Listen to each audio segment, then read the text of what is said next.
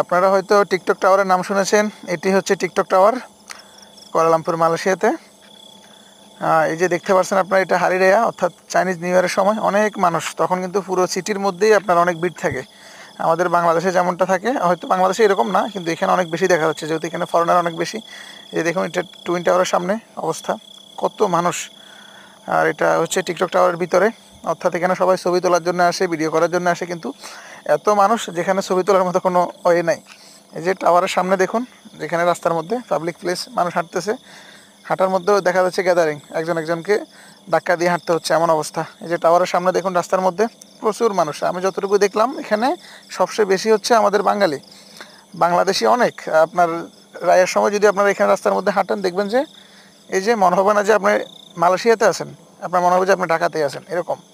এই যে টাওয়ারের সামনে দেখেন, প্রচুর মানুষ রাস্তার মধ্যে, কিন্তু এটা কিন্তু রাস্তা,